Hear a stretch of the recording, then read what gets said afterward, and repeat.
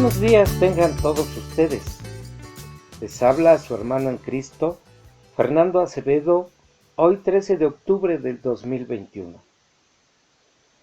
La reflexión del día de hoy se titula Una gran fe, basada en el Evangelio de Lucas, en el capítulo 7, versículos 1 al 10. Doy lectura. Después que hubo terminado todas sus palabras al pueblo que le oía, entró en Capernaum, y el siervo de un centurión, a quien éste quería mucho, estaba enfermo y a punto de morir. Cuando el centurión oyó hablar de Jesús, le envió unos ancianos de los judíos, rogándole que viniese y sanase a su siervo. Y ellos vinieron a Jesús y le rogaron con solicitud, diciéndole: es digno que le concedas esto, porque ama a nuestra nación y nos edificó una sinagoga. Y Jesús fue con ellos. Pero cuando ya no estaba lejos de la casa, el centurión envió a él unos amigos diciéndole: Señor, no te molestes, pues no soy digno de que entres bajo mi techo, por lo que ni aún me tuve por digno de venir a ti, pero di la palabra y mi siervo será sano. Porque también yo soy hombre puesto bajo autoridad y tengo soldados bajo mis órdenes, y digo a este: ve, y va, y al otro: ven, y viene, y a mi siervo: haz esto, y lo hace.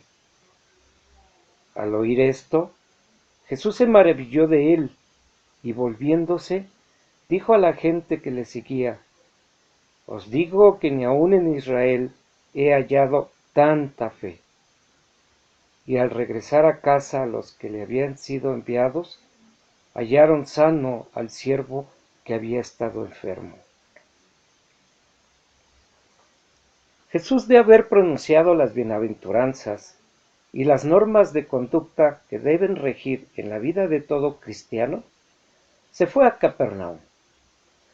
Ahí vivía un centurión que probablemente estuviera al servicio de Herodes Antipas, que por órdenes de Roma servía en esa ciudad ubicada en el noreste del lago de Galilea. Este centurión era un hombre devoto, que tenía mucho aprecio por el pueblo judío, a grado tal que con sus propios recursos les construyó una sinagoga. Por los sentimientos que albergaba en su corazón y el aprecio que tenía por el pueblo judío, podemos afirmar que era una persona que se preocupaba por sus sirvientes.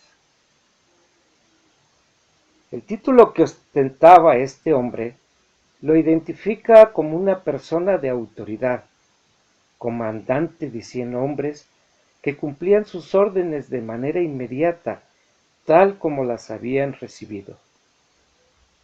Este centurión, a pesar de ser romano, debido a la fe que profesaba, compartía los cultos judíos en la sinagoga que les había construido y sabía de los milagros que Jesús había hecho en aquella región. Es muy probable que él haya estado presente cuando en medio de un culto entró un endemoniado que le gritaba: ¿qué tienes con nosotros, Jesús de Nazaret? ¿Has venido para destruirnos? Yo te conozco quién eres, el Santo de Dios. Si esto fue así, él huyó cuando el endemoniado reconoció a Jesús como el Santo de Dios y pudo ser testigo de cómo Jesús expulsaba al demonio del hombre. Este hecho fue suficiente para que aceptara que Jesús era el Mesías esperado. Este centurión reconocía en Jesús una autoridad sin igual y lo hacía consciente de su condición de pecado. Estaba seguro de que él podía ayudarlo cuando uno de sus sirvientes enfermó gravemente y estaba a punto de morir. Cuando se enteró que Jesús estaba en Capernaum, inmediatamente envió a su encuentro a unos ancianos judíos para rogarle que acudiera a salvar a su siervo enfermo. Los siervos apelaron ante Jesús, que era merecedor de ser escuchado por todo lo que había hecho por el pueblo judío. Jesús accedió, aunque por otra razón. Cuando Jesús se acercaba a la casa del centurión, éste envió a otro mensajero para decirle que no se molestara más, porque él no era digno de que entrara a su casa. Estaba consciente de su condición y confiaba que con solo el poder de la palabra de Jesús era suficiente para que su siervo fuera sanado. ¿Por qué este centurión no se sentía digno de que Jesús entrara a su casa?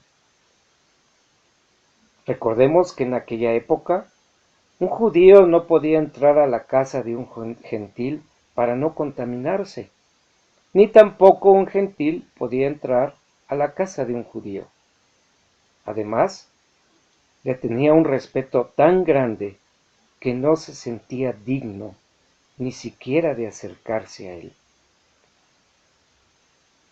El centurión le hizo saber a Jesús, por medio de sus mensajeros, cuando se acercaba a su casa, que no era merecedor de entrar en ella, y que así como él tenía a sus órdenes una legión de soldados que obedecían sus órdenes al pie de la letra, de manera inmediata, le daba la seguridad de que Jesús, con solo decir la palabra, su siervo sanaría.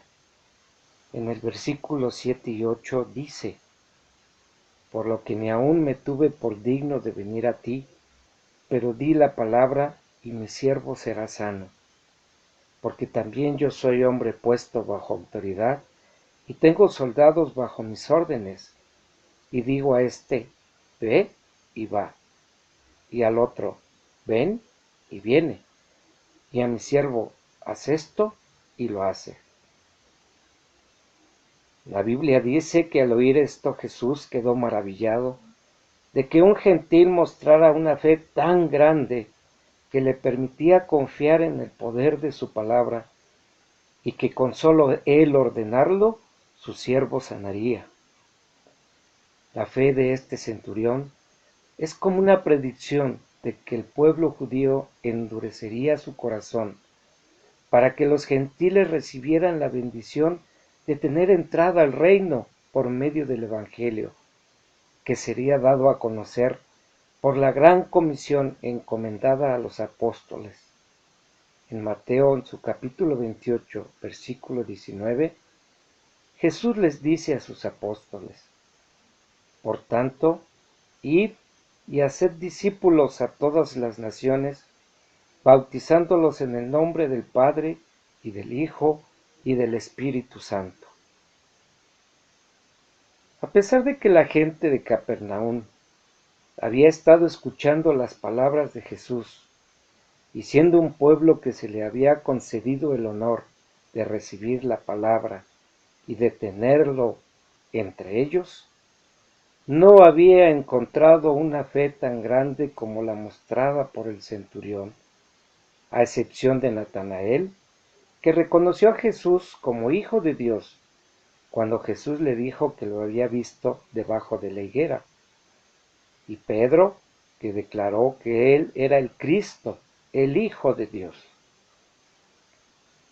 La diferencia entre el centurión y estos era que estos últimos eran discípulos de Jesús, quienes día con día recibieron las enseñanzas de él, mientras que el centurión adquirió esta fe con solo escuchar de las señales que Jesús había hecho en Capernaum, siendo esto suficiente para que tuviera la seguridad de que Jesús era el Santo de Dios. Cuando los enviados regresaron a la casa, encontraron ya al siervo completamente sano y lleno de vitalidad. Hermanos, la fe que mostró el centurión debe servirnos como un ejemplo. Escudriñemos la palabra de Dios y aprendamos de ella para que nuestra fe en Jesús crezca cada día más y más, para que nuestra fe sea lo suficientemente grande como para confiar en que todo lo que pidamos en su nombre, Él lo hará para la gloria y honra de su Padre. Él nos escuchará y nos responderá de acuerdo a su voluntad. Jesús dijo a sus discípulos en Juan 14, versículo 14, si algo pidiereis en mi nombre, yo lo haré.